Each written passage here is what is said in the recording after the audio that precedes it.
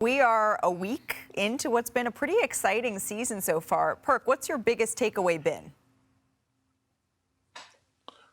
Do I look dark to y'all on this screen? Because something is just not off. I don't know if it's the lightning in my, you know what I'm saying? But I need. You're dark chocolate every day. You look good, Perk. In my studio. You look good, Perk. Okay, we'll work on that. I need more light. Hey, listen, let me tell you something. Did y'all see the Lakers and Suns game last night? It was like a playoff game. Did you see Denver and Toronto last night? It was a playoff type atmosphere. Did you see the Knicks and Cavs playoff type atmosphere? We're on the verge, I strongly believe, of witnessing one of the greatest regular seasons ever, especially when it comes down to competing. I'm all here for it. Every single night I'm looking forward to these matchups. It is going to be extremely hard for teams just to win regular season games because the talent is so spread out. Well, yeah, parity is the word here. I mean, I think my biggest takeaway is Cleveland. I mean, we talk about New York, the Mikal Bridges, Karl Anthony Towns trade. We talk about Philadelphia, Paul George. We forget about the Cleveland Cavaliers, who finished, lost to Boston in the second round and are now one of two undefeated teams in the NBA here, and basically relied on roster continuity and made a change at the coach here. So for me, it's Cleveland as far as the undefeatedness. Interesting. Malika, I need you to finish the sentence for me. Lightning and the thunder. To me, it's the Oklahoma City Thunder coming into this season. They finished #1 in the West last year. And a lot of people are like, is this team the real deal? And right now, the answer is absolutely yes. And it's not just SGA being the model of consistency. It's Chet Holmgren. A lot of people made a lot of issue about their lack of center position. They addressed that, albeit not full strength right now. But Chet, it looked like he has addressed it in his game.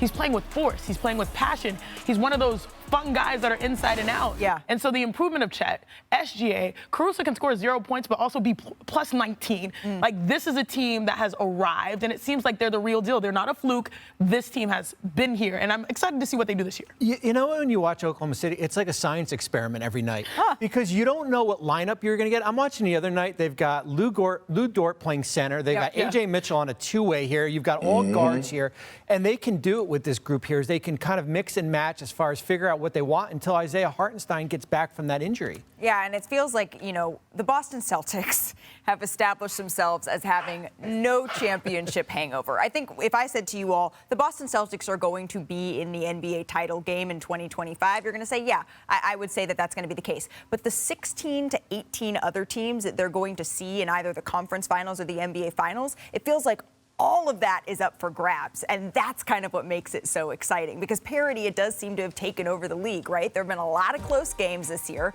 27 of the 30 teams have at least one clutch game this season, and with games being that close, we've seen 28 teams pick up at least one win in the first week of the season so far. Only 3 teams remain undefeated entering Tuesday night.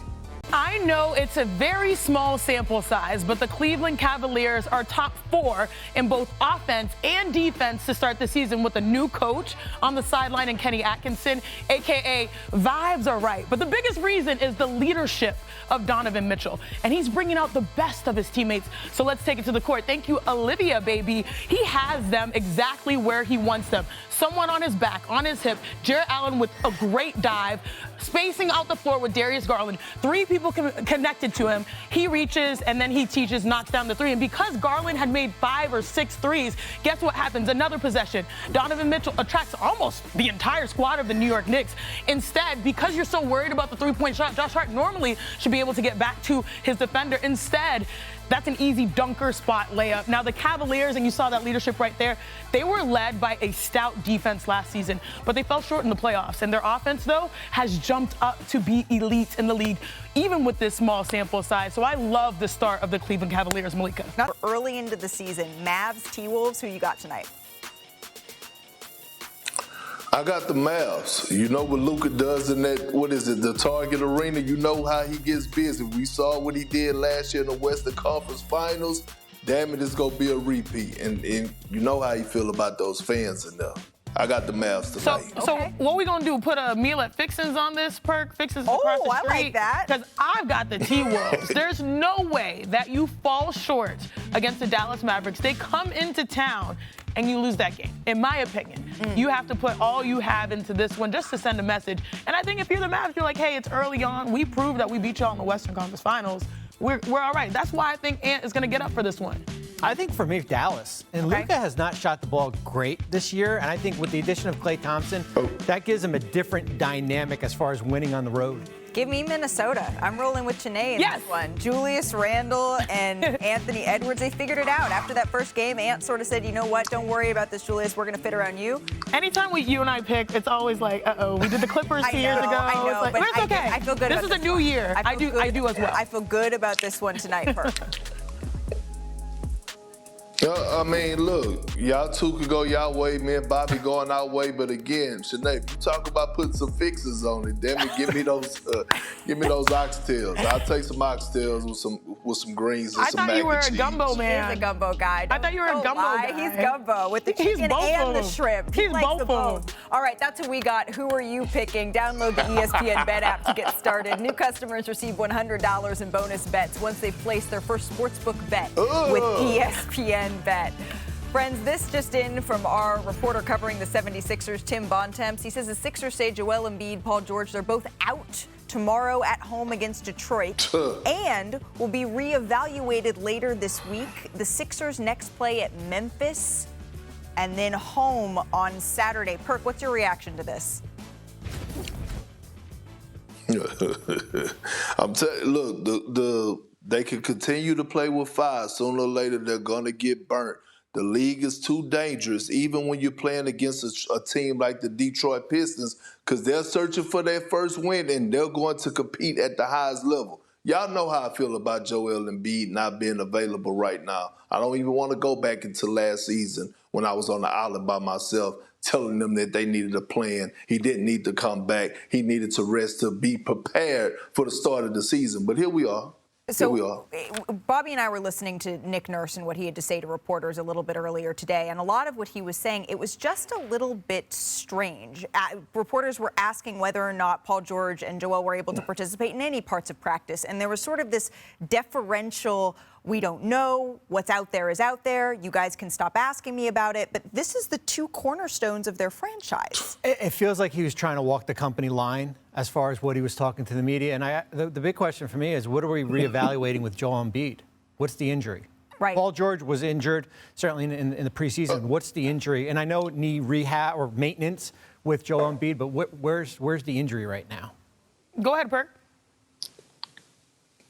No, that's what I've been asking, right? Progressing. What is he coming back from? Like, he's ramping up. Like, what's going on down there? What's going on? Like, we need to know. Yeah, we need to know. Why is he not available right now? I just don't like it when the goalposts constantly shift. It's like, all right, okay, we're going to evaluate in 1 week and then another week. Like, are we trying to buy time? Because I feel like the time, that's all this team has been. They've been patient. And lastly, I'll say this, Perk. I am big enough of a woman to say you were right. You are absolutely right. You are on an island, okay? And he should not have played. And I think things weren't all the way 100% with the Olympics. And you start like looking at those decisions, and it's hard because he's not ready for the season. And so, yeah, it's a tough pill. And anyone that has an opportunity to get an Olympic gold is great.